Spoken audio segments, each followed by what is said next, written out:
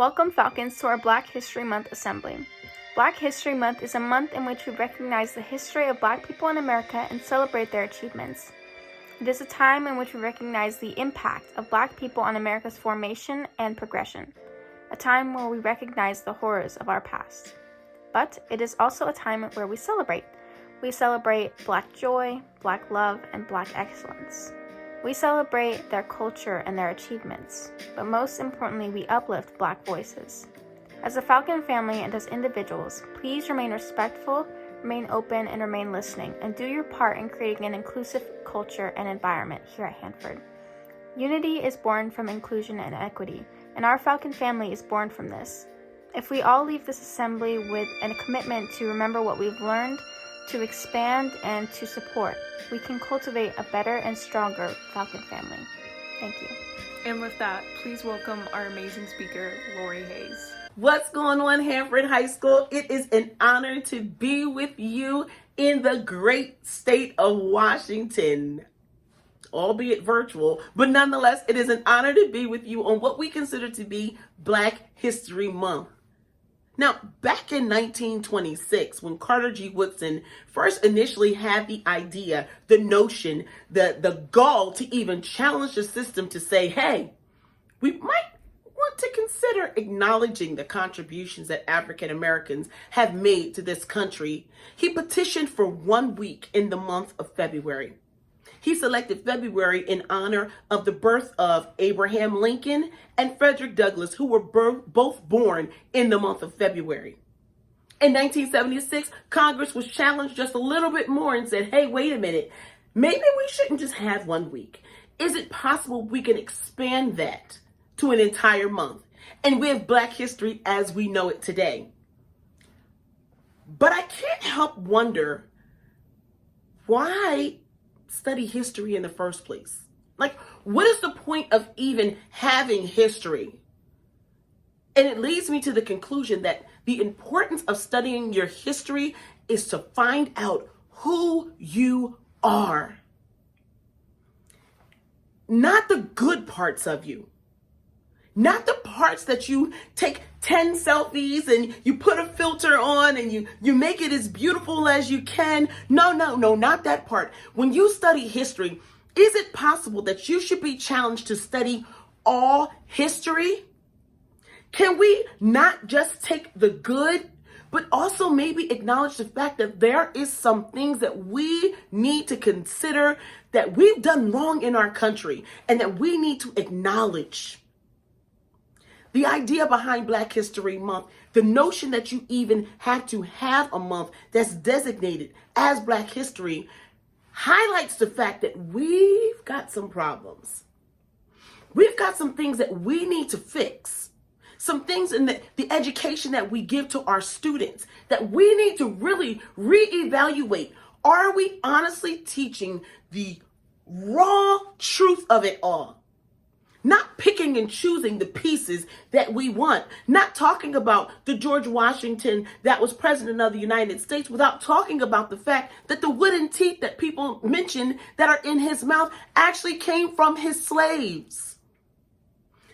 At what point are we going to acknowledge our history as a country? So when we discuss history, we need to be challenged to make sure that we acknowledge all history.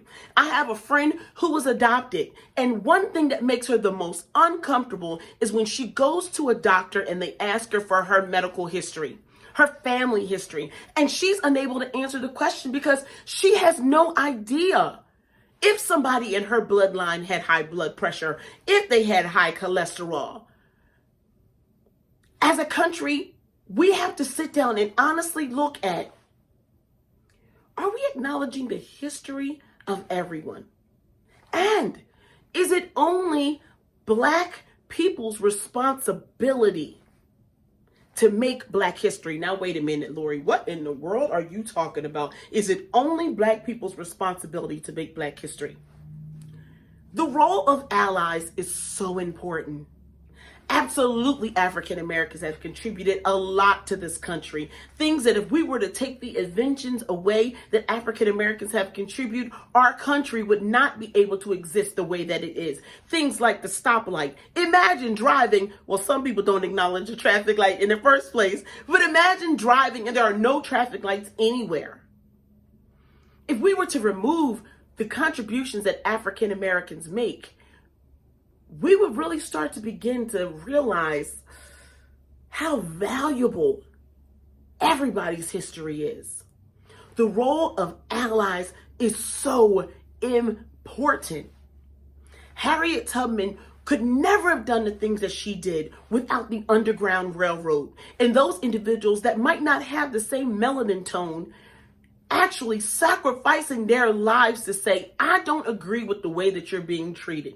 And as a result of it, I'm not going to like a tweet when somebody says something negative. I'm not going to give a thumbs up. I'm not going to sit in a room where people are being disrespectful and saying things that are just rude, talking about who somebody loves, how somebody loves, the way somebody looks. True allies don't stand by and allow these things. They say there are some injustices happening in this world and I am going to do something about it. Young people, you are existing in the most opportune time ever. The idea of allyship, the idea of not being a standby has not been more prevalent than in the year of 2020 and going into 2021, where people are saying, no, it's no longer okay for you to judge somebody based on the color of their skin. No, it's not okay for you to judge somebody based solely because they don't love the way that you feel that they should love. If we are ever going to get to a place where we no longer need to have designated months to recognize somebody's culture and going from February to March, talking about the contributions that women have made to this country, if we're ever going to get to the place that those things are not necessary, we have to start telling the raw, ugly, dogged truth and saying there are some injustices that exist in our country that we have to do something about. There are some things that are being done in our schools. We are treating our students different just based on the way that they look, and something has to be done about it. And if it is to be, it's up to me. It's up to me not to wait for the next person to say that things are wrong, not for wait for the next person to stand up and march and protest. No, what are you going to do to make it different? Really take this time to evaluate yourself. To sit back and say, am I contributing to the problem? Am I the person who Black History Month is for? I look at Black History Month sometimes as Valentine's Day, right? On Valentine's Day, this person tells you, oh, I love you. You get candy, you get gifts and all kinds of things. And then what happens on February 15th? Do you still love me the same? Do I still get those same cards? Do I still get those balloons? That's the way Black History Month might be portrayed. That we acknowledge the fact that there are contributions that this population of people have contributed to the world. And then when March happens, do you still send out the tweets? Do you still educate people on the importance of understanding history? I challenge you, young people. I challenge you that in years to come, history will be so raw and honest that we won't need to have a distinction between the two. Black History Month is not just the responsibility of Blacks. The history of Black people is not just the responsibility of Black people. When was the last time that you opened the door of opportunity in a space that other Black people weren't occupying and said, come on in? Regardless of your political ideas or beliefs, a great example is our president, President Joe Biden, from the great state of Delaware, by the way.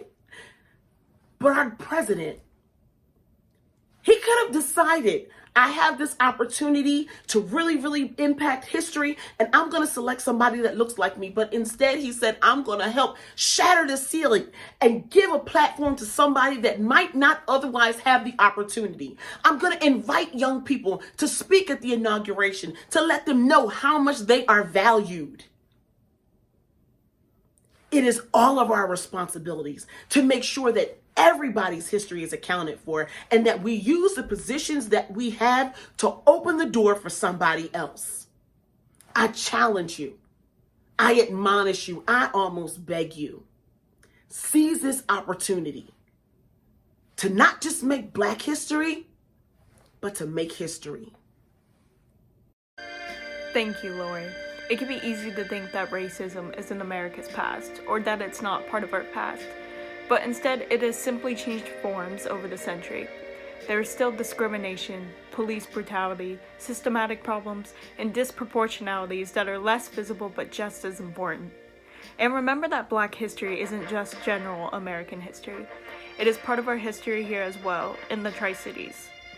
When we take accountability, we must take accountability for our own history. Now please welcome Paris Nichols with the full history of Tri-Cities. The following is based on a piece written by Robert Franklin, a WSU archivist and oral historian at the Hanford History Project. Past as prologue, remembering a Pasco civil rights protest and discrimination that built the Tri-Cities. In the summer of 1943, thousands of temporary African American workers were recruited by the DuPont Company to build the secretive plutonium works. After the war, the expansion of Hanford and the construction of many dams on the Snake and Columbia rivers again drew thousands of African Americans to the Tri-Cities, but this time to stay.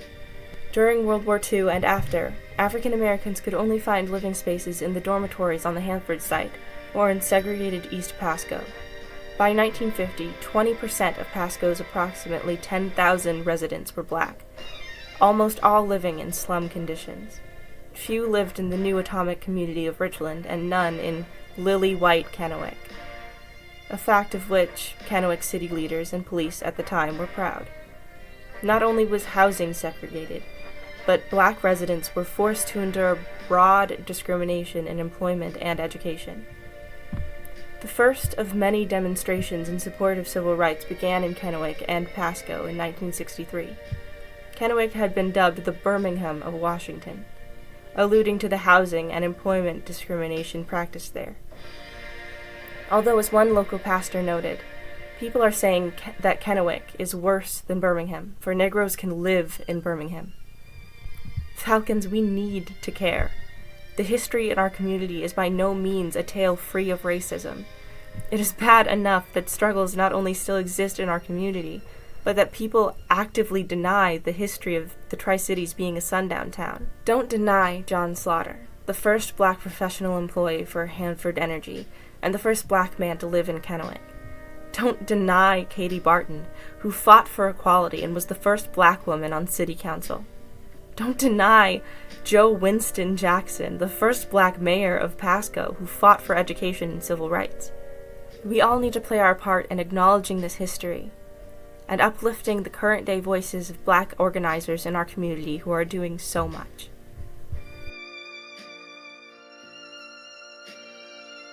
The most important part of history are, of course, the stories. For instance, the stories of Black transgender women such as Marsha P. Johnson, who were not only prominent members of Stonewall as they fought for LGBTQ+ rights, but were also key figures in both feminist movements and for Black liberation. Her famous quote being, "No pride for some of us without liberation for all of us." The best thing we can do to honor these individuals and their stories and their struggles and their movements is to, in the now, open up our ears and open up our hearts and just listen.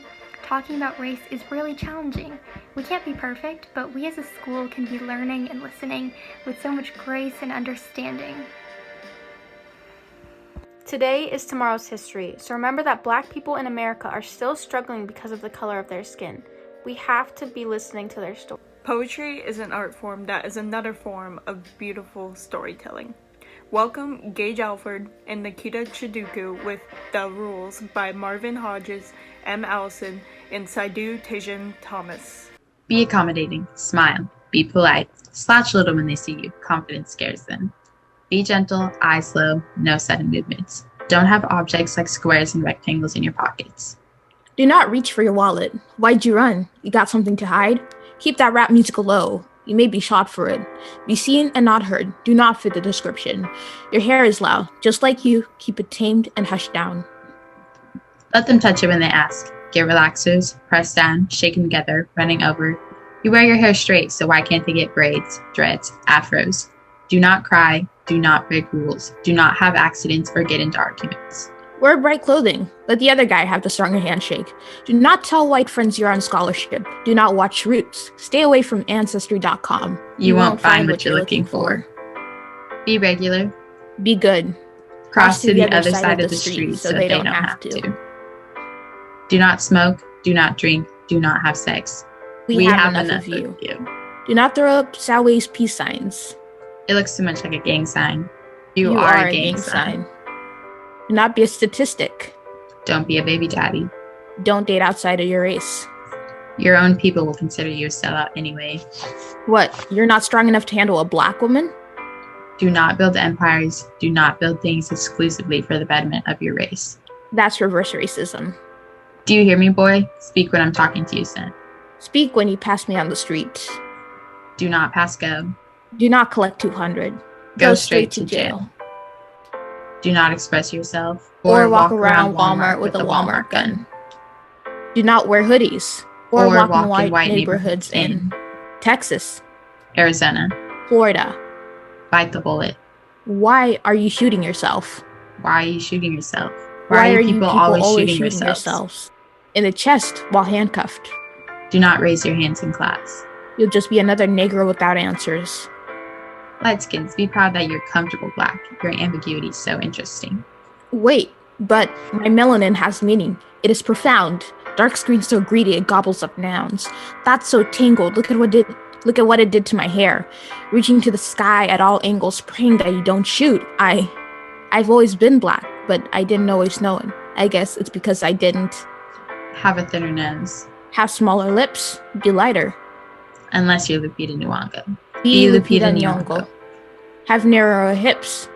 Be Wayne Brady. White people love Wayne Brady. He makes Brian Gumbo look like Malcolm X. Do not quote Malcolm X. Do not read for fun.